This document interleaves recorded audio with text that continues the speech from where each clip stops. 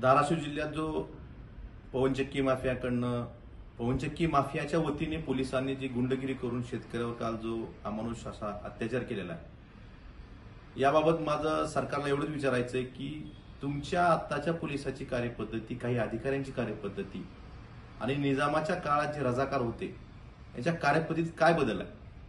कारण त्यावेळेसही सर्वसामान्यांवर अन्याय करत होते ते, आणि आजही खाकी वर्दीतले गुंड, तुमचे पोलीस अधिकारी शेतकऱ्याला न्याय द्यायचं तर लांबच, परंतु त्या शेतकऱ्यावर अन्याय करतात। या शेतकऱ्यांना त्याच्या शेतात जाऊन त्यानेच लावलेल्या उसानं अमानुषपणे मारहाण करायची, आणि उलट ज्या खासगी सुरक्षा रक्षकांनी, ज्या पोलिसांनी त्याला मारहाण केली त्या पोलिसांवर किंवा खासगी सुरक्षा रक्षकावर कारवाई करायचं सोडून त्या शेतकऱ्यांना, त्याच्या जवळच्या नातेवाईकांना पोलीस स्टेशनमध्ये रात्री 1:30 वाजेपर्यंत डांबून ठेवायचं, आणि त्या दरम्यान त्या पवनचक्कीचं काम, जे टॉवरची लाईन ओढायचं काम होतं ते पूर्ण करून घ्यायचं। हे पोलीस काम कुणासाठी करतायत? मुख्यमंत्र्यांनी याचं उत्तर द्यावं। गृहमंत्री म्हणून आपण यासाठी जबाबदार आहात, आणि आपण या गोष्टीचं उत्तर महाराष्ट्राच्या जनतेला, सर्वसामान्य शेतकऱ्यांना देणं गरजेचं आहे की तुम्ही काम कोणासाठी करताय।